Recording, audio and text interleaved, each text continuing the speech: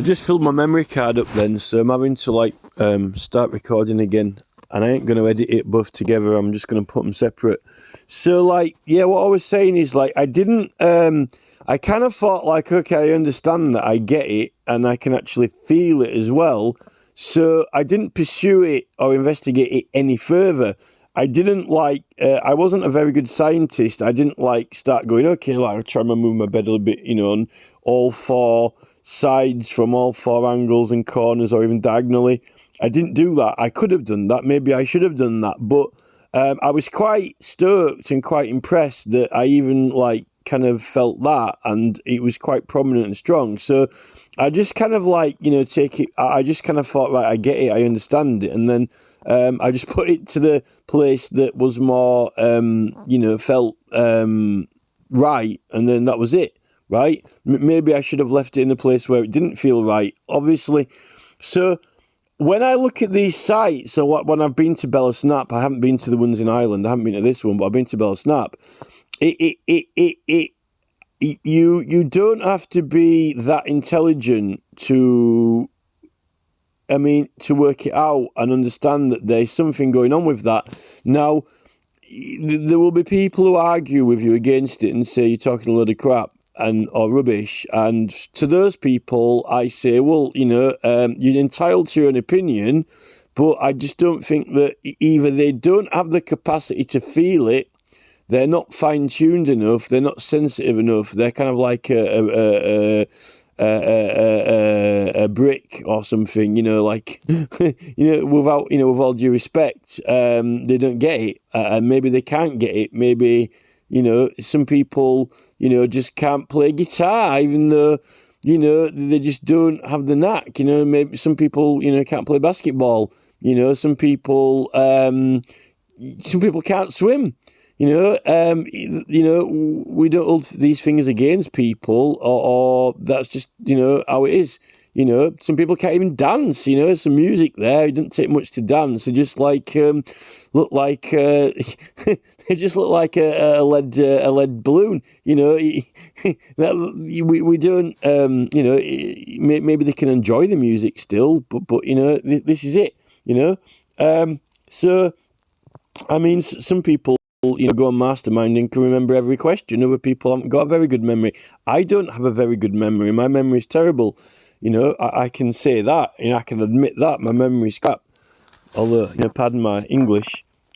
So, you know, with these sites, there's absolutely and certainly, without question, something going on with these people are experimenting and getting very, very interested in this thing. And this is what they call it, ley lines. But the thing is that these people who are throwing around these term ley lines are always talking about channels under the earth or rivers or streams or just these invisible magical ley lines. They're not actually, you never really hear or see them talk about these ancient sites and so forth. Just actually energies of structures. Because you've got energies of structures, and when you understand energies inside structures and around structures, around the land, then you've got obviously energies that go further afield into the landscape, right? To be honest, I haven't really heard anyone explain it this way out of all the videos I've watched. I've just heard people going about dowsing, and in general, you won't catch Rollo Morgfling in a conversation like this, or I hadn't heard him one. He just gets flowers out and gets his sword, you know. But maybe he does in private, but I hadn't heard him make a video about it. So I'll challenge him on that I doubt he's going to listen to this video. So I'll tag Howard. I might probably upload this onto my YouTube channel, and I'll tag Howard Crowhurst in it. And then you've got the sound as well. You know, the British Army and the RAF are all over this, regardless of, you know, what archaeologists say or what, you know, J.J.R. Tolkien says, or his Oxford circles, or the inner temple of the being admitted to the bar, or the, you know, chambers of barristers or the Lord Chief Justice or whatever, you know, the British institution, the army, they're all over these sites, and the way that the sound, you see, where's the ones that Irene put, these Scottish ones? So you see, catching the sound and how the sound behaves around these sites and amplifies in these reflective areas, that was one of the bases and the science behind when they built those concrete structures on the south coast of England. You might have seen the videos. I actually posted one of the videos in one of these groups. I can't remember which group it was, but I forgot what they're called now. They're on the south coast of England, and before they invented radar, before one of the other scientists in doing army research invented the radar to help them out in the war, they just got these concrete structures and they amplified the sound, and they had a guy sat in between, and they had like microphones, and the concrete structures picked up the sound and amplified it so that the microphone could pick it up. Funnily enough, this house as well, that I said that, you know, we've actually got a court shape in it, and I'm having a lot of trouble from it now because, you know, the traffic's increased and other things, and it keeps amplifying the sound all the time. So it's actually making the sound of everything outside is really, really loud, and it's kind of like not getting any peace and quiet now. It's quite upsetting. So I've come to appreciate the significance of those structures that the army built on the south coast when they were experimenting, although they fell out of use because different technologies came along, newer technologies came along. And this is probably the same with these people when, you know, you get a lot of people in this group particularly talking about the churches and the shape of the churches and so forth. You know, I think there were a lot of posts about it earlier in the week, or a lot of replies to a post about it that admin put. So there's that aspect to these as well. And then there's the other part of it, which is the relic part of it, you know, the remains of the ancestors and the dead. Now, everyone's seen that advert on, you know, for Hamlet, you know, that alas, poor Yorick, you know, when he's holding the skull. So with the relics and the remains of, you know, saints or holy people, whether it's ancestors or religious people or whatever, another scene in a movie is like on Indiana Jones with like the Shankara stones, you know, the Shankara stones in the village, you know, that get stolen in the Temple of Doom film, you know, or almost like ancient objects or ancient relics in the village.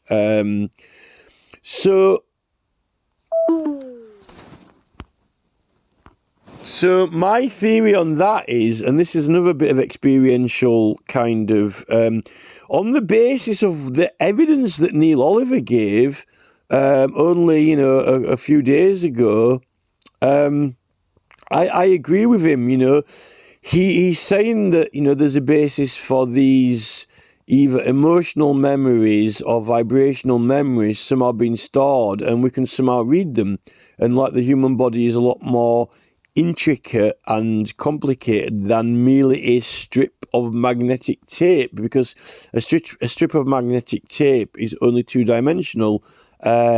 It's not really a fully formed 3D object like a human being, you know, with a brain and pineal gland and everything else, you know, and also the magnetic field. We have got a magnetic field. We have got a magnetic field around us anyway. They're saying that we have got a magnetic field around the body anyway. Now, but my experience was with wood, with a piece of wood, and that was not with ayahuasca. That was actually with psilocybin. When I actually ended up getting hold of this piece of wood, and I kind of like fell into this kind of like deep kind of, possibly you could use the word trance or contemplation, or kind of like a focus, and I was getting all this imagery of a tree and a life of a tree, and actually objects around the tree walking around, you know, actual persons stood around the tree and objects around the tree, even the surroundings of the tree, all the things that were around it, but played in really, really, really, really fast forward, as if like it was the whole life of the tree from start to finish, like playing fast. Like when you see people get cinematography and they've got like, when they play a cinefilm, an 8mm or 16mm cinefilm in fast forward, and you get that effect of all the city going really fast, exactly like that. It could have been the place where the tree was, even maybe even like, lumberjacks going around it. I can't say that I identified specific people in it. I don't think it works like that. I just kind of think that it's quite general. I mean, this is what Mark Zuckerberg wants to do, and Elon Musk.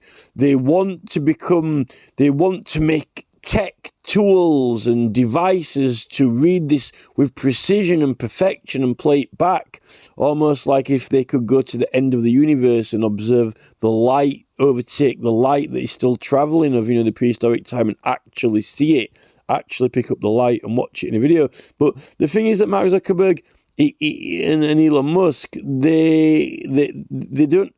not really. Mark Zuckerberg and Elon Musk aren't actually working on. Well, Musk is sort of with his Neuralink, but Zuckerberg isn't actually working on devices and things to do that. He's working on a metaverse, which is a digital platform, which is accessed through an actual screen, which goes around your head. And you can program it and create and invent things you want. It's certainly not reading the real world or picking things up from the real world, although eventually might project it into it. But, if a human can do it, then why wouldn't you just want to concentrate on the actual human faculty and skills? Now, the thing with that is that maybe we did have human faculty and skills of doing it, or at least to a certain degree or extent, and whatever happened, we stopped doing it, we stopped practicing it, we stopped having a specialisation in it or a field in it, or people who,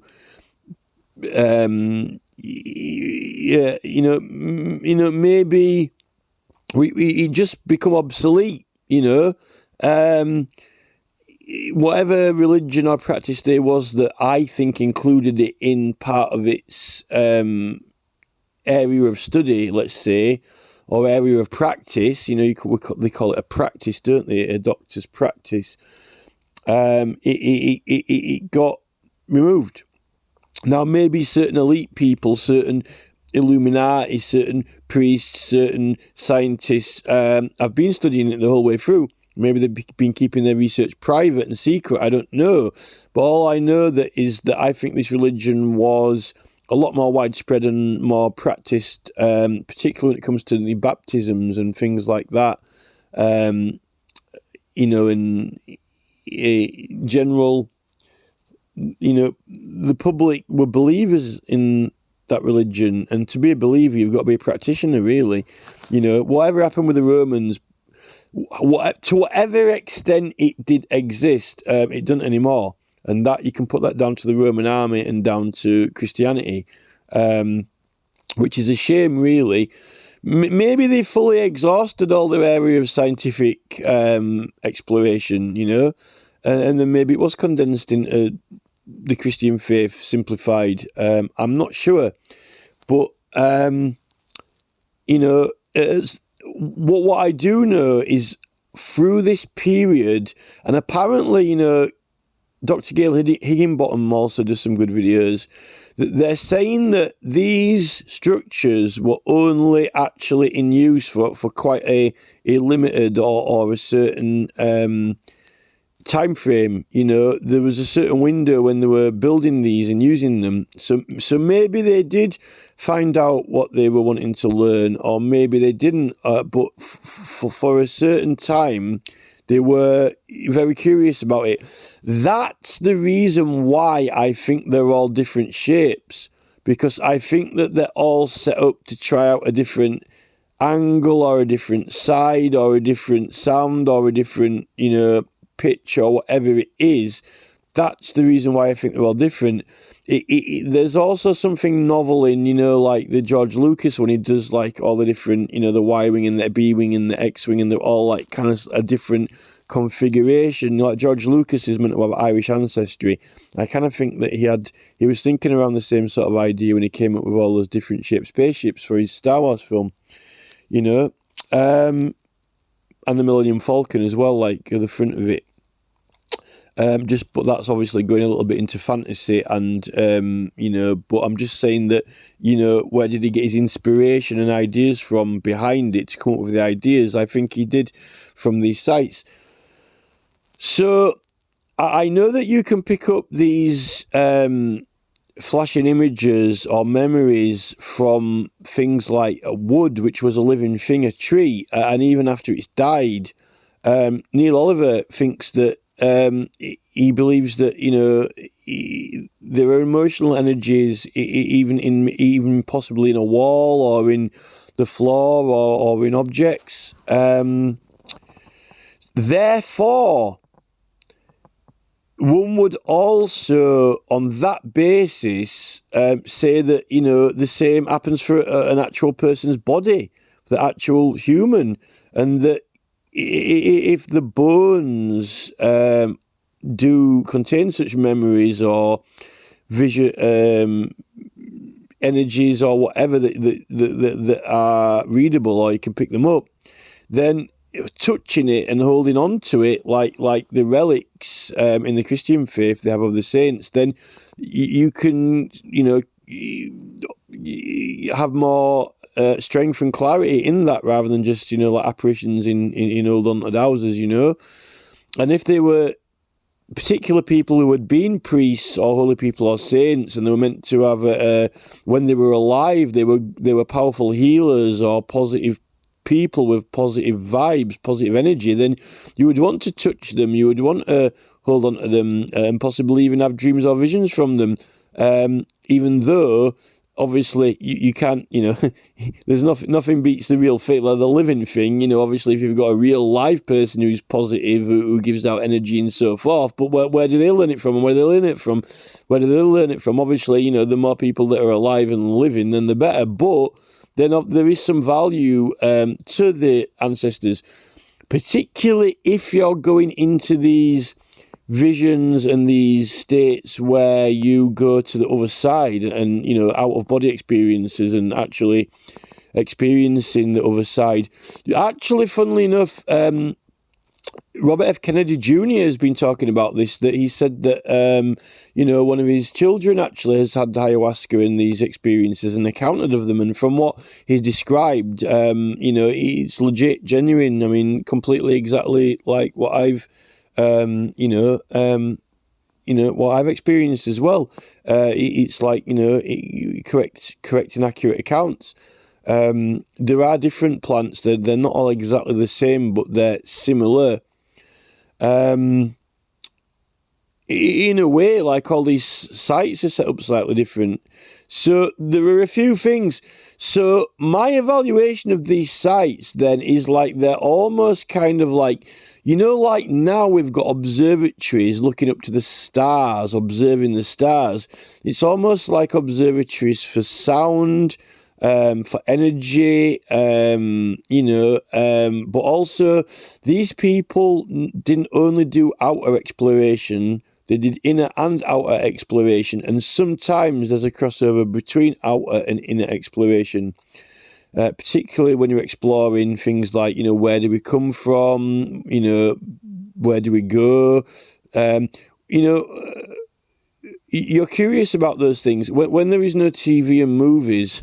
when you're hunting and there are a lot less things around, then you get a lot more interested in the things that are around, which is like basically for a start being here and how did you get here.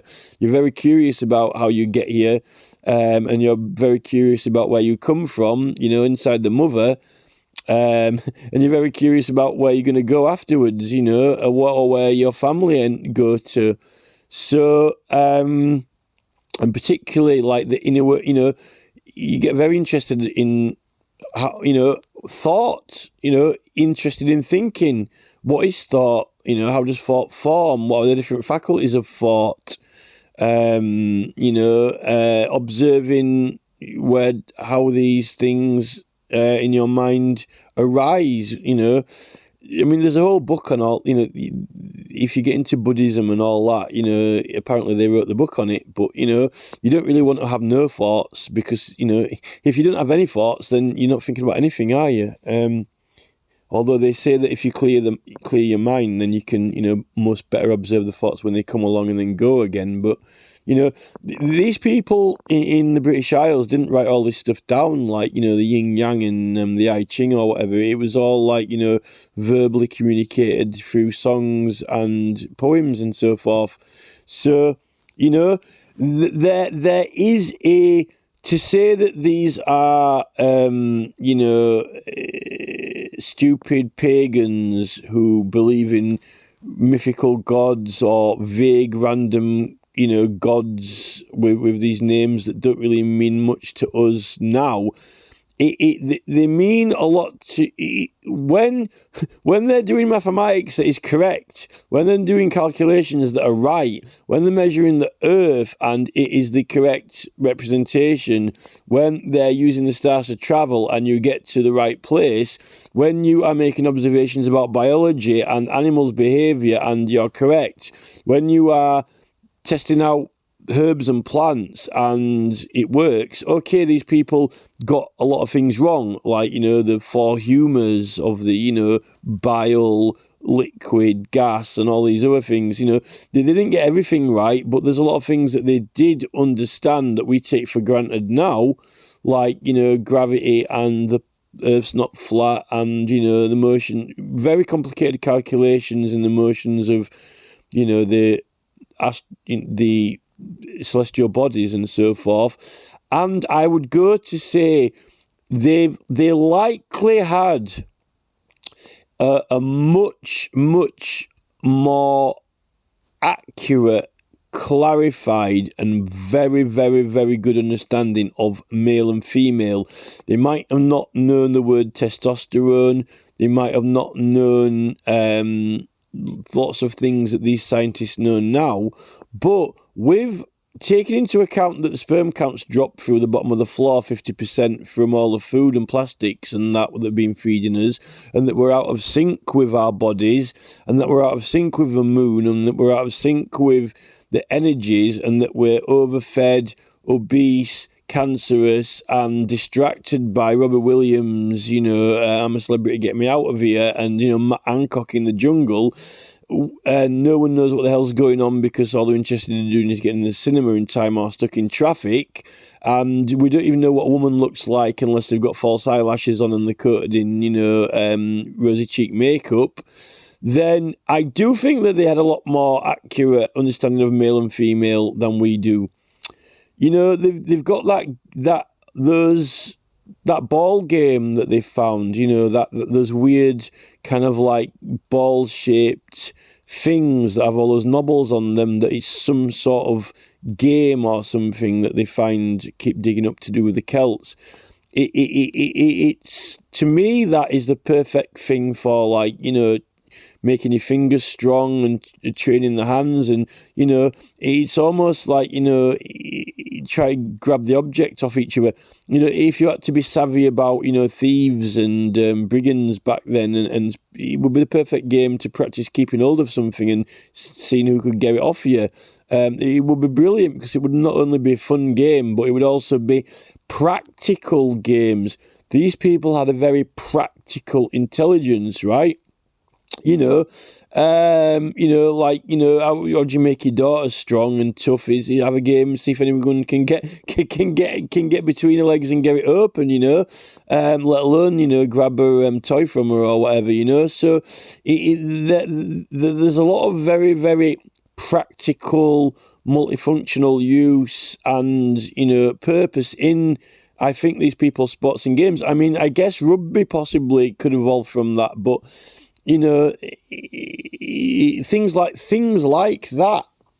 Not just kicking a football around with your feet. We're talking about using the hands and not just chucking a rugby ball left and right. We're talking about using the hands, the fingers, you know, I mean, chucking a disc is one thing, you know. So there are a lot of things with these people and these sites. You know, these were the scientists, not just the medicine people, not just the religious people. I mean, I've just been reading about rights, you know, political rights and the law. And, you know, not a lot of people know that, you know, they had this Court of Commission, which was the highest court for religious offences. So, you know, they even had, you know, at the moment, you know, we've got criminal procedure and civil procedure. You see, they had there was civil procedure, there was criminal procedure, and then there was also religious church as well, which they had like, you know, a high court for the religious church until they combined it into the civil. So you've even got separate court for religious things, you know. So you know, to say on that basis, kind of like courts, religious court, civil court, criminal court, you know, you're looking at, you know, what are all these different sites, what are all these different buildings? Well, you know, you got like, scientific study, religious study, inner study, you know, civil gatherings, communities getting together. I think they were all slightly different and possibly even experimental. And you know, I definitely figure in that there's some study within this kind of like bones business definitely going on in there, and this kind of like energies thing, which Neil Oliver's even accounted for. They knew about that, and they were definitely like, you know, interested in it and looking into it. And then you've got the sound.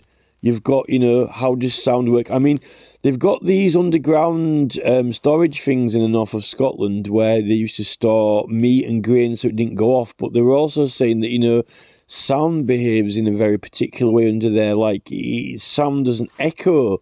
So if they wanted to hide, you know, from invaders or marauders, and the marauders were trying to find where they were, they could go underground into those hidey places and talk without being heard, without the echo